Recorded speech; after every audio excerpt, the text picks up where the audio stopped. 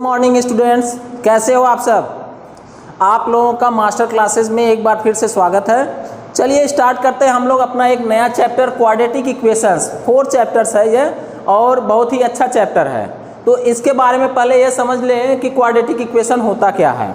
Quadratic equation किसे कहते हैं, क्या और कोई इक्वेशन होता है कि बस यही क्वाड्रेटिक इक्वेशन है। तो इससे पहले हम लोग पढ़ चुके हैं क्वाड्रेटिक इक्वेशन से पहले लीनियर इक्वेशन पढ़ चुके हैं। एक लीनियर इक्वेशन है और इसके अलावा और भी एक है जो कि क्यूबिक इक्वेशन है। तो इन दोनों में लीनियर इक्वेशन के बारे में तो जानकारी ले लिए कि कैसे सॉल्व किया जाता है क्वेश्चन को। और अब है क्यूबिक का। तो क्यूबिक का हम लोगों के जो है कि चैप्टर में है नहीं, इसमें पढ़ना क्या है आपको, क्वाड्रेटिक इक्वेशन। तो ये समझ ले क्वाड्रेटिक इक्वेशन क्या होता है। जब कोई वेरिएबल, जैसे वेरिएबल आपको पता है कि एक्स हो वाई हो ये सब है, यही तो वेरिएबल होते हैं। एक कांस्टेंट होता है जो कि चेंजिंग ना हो, जैसे नंबर को लेट कर लिया जाता है। तो ये सब क्या है, हमारे कांस्टेंट है और ये वेरिएबल है। तो यहाँ पे वेरिएबल के बेस पर ही हम बताते हैं कि यह कौन सा जो है कि क्वाड्रेटिक इक्वेशन है, लीनियर है या क्यूबिक है, क्या है।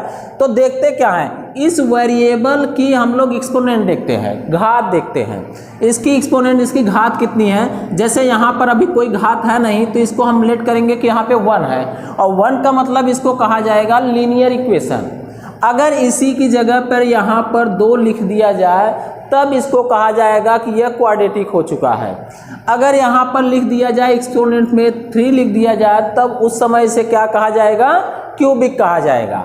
अब इतना तो आपको कंफर्म हो गया कि क्वाड्रेटिक का मतलब हुआ कि एक्सपोनेंट मैक्सिमम जो घात होती है उसी को, ऐसा नहीं कोई इक्वेशन मिल जाए आपके पास x³ plus x² minus 2x plus 3 इस तरह से लिखा हुआ मिल जाए आपका ये क्या क्वाड्रेटिक है। तो यह क्वाड्रेटिक नहीं है, क्योंकि मैक्सिमम जो इसकी एक्सपोनेंट है, जो घात है वह 3 है, लेकिन मैक्सिमम कितना होना चाहिए, केवल 2 ही होना चाहिए क्वाड्रेटिक के लिए। इसलिए अगर इतना लिखा होता तो हम कहते ये क्वाड्रेटिक है, अगर यह लिखा है तो यह क्वाड्रेटिक नहीं है।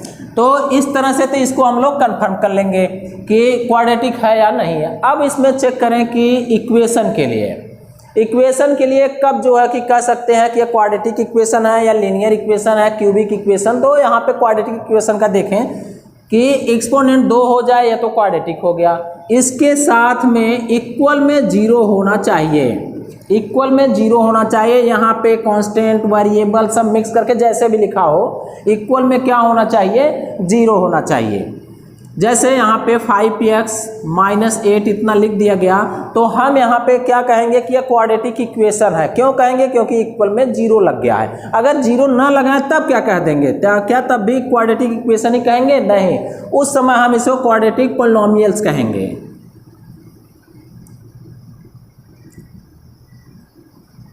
उस समय हम इसे क्या कहेंगे, क्वाड्रेटिक पॉलिनोमियल्स कहेंगे। अब इतना तो हम लोगों को कंफर्म हो गया कि क्वाड्रेटिक इक्वेशन क्या होता है। अब इसमें पढ़ना क्या है, एक होता है जनरल फॉर्म या standard form of the quadratic equation, उसे जनरल फॉर्म भी कहते हैं या स्टैंडर्ड फॉर्म कहें। इस इक्वेशन का तो होता क्या है, वह ax² plus bx plus c equal to 0। ये आपको याद रखना है इस एक्सरसाइज को सॉल्व करने के लिए कि जब भी क्वाड्रेटिक इक्वेशन दिया रहेगा तो हमेशा इसे याद रखिए, क्योंकि यही हमेशा साथ में रहता है कि हम कंपेयर करते हैं या जैसे भी सॉल्व करते हैं तो इसकी ज़रूरत पड़ती रहती है। तो यह किस टाइप का इक्वेशन है, इसे हम general form of the quadratic equation कहेंगे या standard form of the quadratic equation कहेंगे। इतना यह हो गया।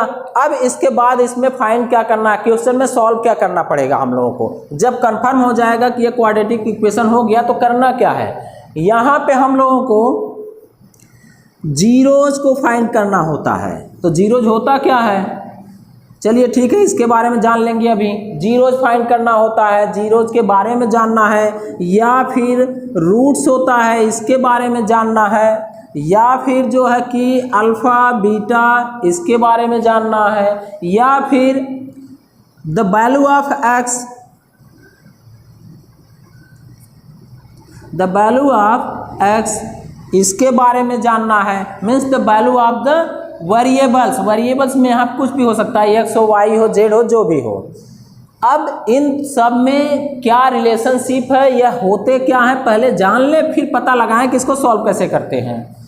तो आपका जीरोज हो या फिर रूट्स हो या अल्फा बीटा हो या फिर द वैल्यू ऑफ एक्स या वाई और जेड इस तरह से हो, यह सब एक ही चीज़ होता है, एक ही सबकी मीनिंग होती है, एक ही काम करना होता है। ऐसा नहीं कि द वैल्यू ऑफ एक्स अगर दे दिया गया है, कुछ पूछ रहा है तो आप कंफ्यूज हो जाइए कि रूट्स का नाम ले रहा है और वैल्यू दिया है एक्स की, मतलब वहाँ पे तब भी वही होगा कि वह रूट्स ही दिया है। अगर रूट्स दे दिया है तो जान जाइए वह अल्फा बीटा ही दिया हुआ है। अगर ये सब दिया है तो आप जान जाइए उसी को जीरोज भी कहा जाता है। तो ये मिला जुला करके सब एक ही चीज़ होते हैं। अब आपको पता है कि जीरोज मीन्स रूट्स होता है, इसका रूट्स का मतलब हो गया अल्फा बीटा और अल्फा बीटा का मतलब वैल्यू ऑफ एक्स। अगर कोई वैल्यू इसकी फाइंड कर ली जाए, एक्स की कोई भी वैल्यू फाइंड कर ली जाए, लेट कर लेते हैं यहाँ पे एक्स की वैल्यू कितनी आ गई, 3 आ गई। इस इक्वेशन को सॉल्व करने के बाद 3 और 2 आ गया, मान लेते इतना। अब यह क्या हो गया कि यह तो एक्स की वैल्यू आ गई, एक्स की वैल्यू आ गई तो आपको पता हो गया तो वैल्यू ऑफ एक्स इतना तो मालूम हो गया। अब अगर ये मालूम हो गया, पूछे इक्वेशन में अल्फा बीटा आप बताइए, तो अल्फा बीटा बताएंगे तो पहले वाले को कह देंगे अल्फा है और दूसरे वाले को क्या कह देंगे, बीटा है। जरूरी नहीं है कि पहले वाले को ही अल्फा कहा जाए, आप इसको भी कह सकते हैं कि यह अल्फा है, आपका यही बीटा है। अब अगर यह फाइंड हो गया, रूट्स अगर पूछ ले तो रूट्स पूछे तब भी आप कहिए कि एक रूट्स कितने हैं, एक रूट कितना 3 है, दूसरा रूट कितना है 2 है। रूट्स पूछ ले या जीरोज पूछे तब भी आप कहिए कि इसके 2 जीरोज हैं, कौन कौन सा है, एक 3 है और एक 2 है। तो इन सब के बारे में तो हमें पता हो गया कि क्या फाइंड करना है, कैसे क्या करना होता। अब एक आध कोई क्वेश्चन कोई सॉल्व करके पहले देख लें कि जीरोज को फाइंड कैसे किया जाता है। हाँ, तो अब इसमें जो कि देखें, पहले चेक कर लें कि यहाँ पे क्वाड्रेटिक इक्वेशन के लिए 4.1 में क्वेश्चन लिखा हुआ है कि क्वाड्रेटिक इक्वेशन है या नहीं है। तो चलिए पहले चेक कर लें कि क्वाड्रेटिक इक्वेशन है कि नहीं है। फिर उसके बाद 4.2 से एक इक्वेशन लिए हैं जिसमें से कि आपको जीरोस फाइंड करना है। अब जीरोस फाइंड करने के लिए बाद में पहले क्वाड्रेटिक इक्वेशन के लिए देखा जाए तो आपको क्या लगता है यह क्वाड्रेटिक इक्वेशन है या नहीं है। तो पहले सॉल्व करेंगे, उसके बाद ही पता लगा पाएंगे है कि नहीं है। यहाँ पे a प्लस बी का होल स्क्वायर है, तो a प्लस बी के होल स्क्वायर पे इसको पहले तोड़िए, इसको देखिए क्या आ रहा है, a square plus b square, b square की value 1 plus 2ab 2 into a into b, यह हो गया a प्लस बी का होल स्क्वायर हो गया। अब इक्वल टू, अगर 2 का अंदर मल्टीप्लाई कर दे तो कितना हो जाएगा 2x और माइनस में कितना हो गया 6। यहाँ पे एक्स स्क्वायर का एक्स स्क्वायर हुआ, 1 का स्क्वायर 1 हुआ, प्लस में 2a 2x 1 का कितना हुआ 2x इक्वल टू में 2x माइनस 6। अब यहाँ पे अगर आपका कुछ कैंसिल हो रहा तो कैंसिल कर देते हैं। दोनों तरफ अगर एक ही साइन में हो, इक्वल वैल्यू हो तो आप उसको कैंसिल कर सकते हो। 2x प्लस में 2x प्लस में कैंसिल हो गया, बचा कितना आपके पास x square plus 1 equal to minus 6। अगर यह माइनस में है, इधर आने पर क्या हो जाएगा प्लस में हो जाएगा, एक्स स्क्वायर प्लस 1 प्लस 6 इक्वल टू 0। यह 6 और 1 कितना हो गया आपके x square plus 7 equal to 0। अगर यहाँ पर मैक्सिमम जो एक्सपोनेंट है 2 आ गया तब तो हम लोग कहेंगे क्वाड्रेटिक इक्वेशन नहीं है, अगर नहीं आया है तो फिर तो कुछ और ही होगा। तो यहाँ पे मैक्सिमम कितना है, इसके पास एक्सपोनेंट कोई x नहीं है तो यहाँ इसका मतलब 0 है एक्सपोनेंट, और इसके पास तो लिखा ही ये 2 है और 2 से ज़्यादा है भी नहीं, इसका मतलब यह क्वाड्रेटिक इक्वेशन है। अब चलिए अब इसको सॉल्व कर लें। जीरोज जो फाइंड करना था, जीरोज के बाद और क्या करना था, उसमें जीरोज और फिर रूट्स था, रूट्स के बाद क्या, उसी को और क्या कहते हैं अल्फा बीटा, और उसी को क्या कहा जाता है द वैल्यू ऑफ एक्स। तो इनकी वैल्यू अगर फाइंड किया जाए या इनके रूट्स या जीरोज फाइंड किया जाए तो रूल क्या होता है, जो इसका कोफिशिएंट होता है एक्स स्क्वायर का और कांस्टेंट टर्म का, दोनों का पहले मल्टीप्लाई कर दीजिए। ये एक ही चीज़ जो है कि बार बार लगाया जा रहा है, तो आप कम से कम इतने बढ़िया से आप किसको सॉल्व करिए, मैच्योर हो जाइए कि पेपर में चाहे जिस टाइप का क्वेश्चन दे आप उसको सॉल्व कर लीजिए। तो इसका मेथड क्या होता है कि इसके कोफिशिएंट का क्या करते हैं, मल्टीप्लाई कर लेते हैं। तो यहाँ पर कहाँ कितना है, एक्स स्क्वायर का कोफिशिएंट 1 है और कांस्टेंट टर्म कितना है, -10 है। -10 मल्टीप्लाई कर दीजिए, कितना आया, -10। अब इसको दो पार्ट में आपको डिवाइड करना है। माइनस है तो ये बीच में माइनस साइन ही लगेगी। आपको ऐसे दो नंबर लिखना है कि माइनस कर दे दोनों का तो कितना आ जाए, यहाँ पे 3 आ जाए। अगर दोनों का मल्टीप्लाई कर दे तो कितना आ जाए, 10 आ जाए। तो कौन से ऐसे नंबर हैं, चेक करिए। 5 और 2 का मल्टीप्लाई कर दे तो 10, 5 में से 2 माइनस कर दे तो कितना मिल जाएगा, 3। तो इन्हीं दोनों नंबर को यहाँ पे लिख देना है। अब लिखते समय क्या ध्यान देना है कि माइनस वाली जो वैल्यू है माइनस में है तो इसका मतलब बड़ा वाला नंबर माइनस में होगा और दूसरा वाला नंबर क्या होना चाहिए आपका, प्लस में। प्लस माइनस में लिखेंगे 2x, अगर इसमें माइनस करेंगे तब भी यहाँ लिखेंगे, या फिर ब्रैकेट लगा कर लिखिए। सिंपल होता है, ब्रैकेट लगा करके लिखिए। एक्स स्क्वायर माइनस इस 3 के जगह पर ही केवल आपको लिखना है ब्रैकेट लगा करके। तो ये वैसे उतार दीजिए, माइनस लिख दिए आप। यहाँ पर कितना लिखा गया, 5 - 2, ब्रैकेट क्लोज करिए। उसके बाद से जो कुछ बचा है सब लिख दीजिए। तो यहाँ पर x है, फिर 10 है माइनस में, इक्वल टू 0। अब क्या करना है आपको कि यहाँ माइनस अगर है तो अंदर की साइन आप चेंज कर दीजिए, प्लस है तो अंदर की साइन चेंज मत करिए और यह x दोनों के साथ लगा दीजिए। कितना हो जाएगा, यहाँ प्लस है तो प्लस माइनस मिलकर माइनस हो गया और 5x हुआ। माइनस और माइनस मिलकर के प्लस हो गया, कितना आया, 2x माइनस में 10 इक्वल टू 0। अब कॉमन कर लेते हैं, यहाँ पे 2 का पेयर बना करके ही कॉमन करेंगे। ये इतना काम इसलिए किया जाता है कि यहाँ पे कितने टर्म हैं आपके पास, 1 2 3 टर्म है और कॉमन तो हो नहीं रहा, पेयर बनाएंगे एक वैसे छूट जाएगा। तो इसलिए ऐसा मेथड लगाया जाता है कि इसको कितने टर्म में कन्वर्ट कर दिया गया, 4। 2 का पेयर बनाकर अब कॉमन कर लीजिए। तो यहाँ पे बताइए दोनों में क्या कॉमन हो रहा है। यहाँ पे x इंटू एक्स 2 बार है, यहाँ पे x 1 बार है, तो 1 बार तो मैचिंग कर ही रहा है, उसको कॉमन कर लीजिए। अगर एक x निकालेंगे तो कितना बचेगा, एक x यहाँ से बचा, माइनस यहाँ से एक x था वो भी निकल चुका है, क्या बचा आपके पास, केवल नंबर कौन सा, 5। प्लस है तो प्लस, अगर यहाँ प्लस कॉमन कर रहे हैं आप, यहाँ पे प्लस लिख रहे हैं तो जान जाइए अंदर की कोई साइन चेंज नहीं होगी। लेकिन अगर यहाँ माइनस साइन अगर लेते हैं तो अंदर की साइन चेंज जरूर होती है। अब कॉमन क्या है, x यहाँ पर है लेकिन यहाँ नहीं है तो x तो मतलब ख़त्म हो गया।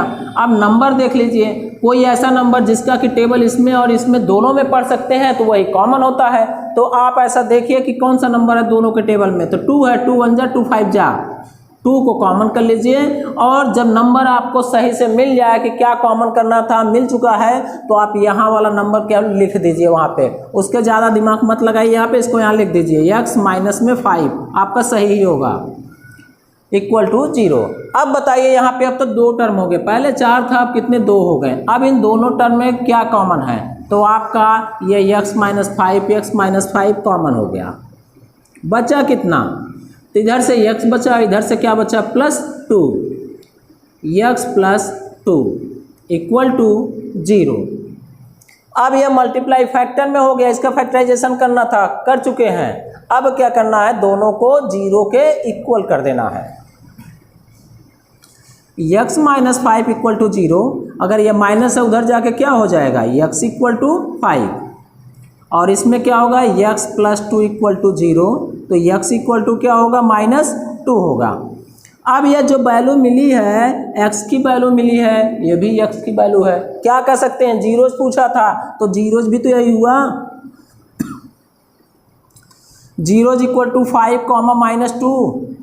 अगर रूट्स पूछ लिया होता तब भी तो हम लोग क्या कहते हैं यहाँ पर, 5, -2, तब भी वही था। अल्फ़ा बीटा अगर पूछा होता तो अल्फ़ा इक्वल टू क्या लिखते, 5, बीटा इक्वल टू क्या लिखते, -2।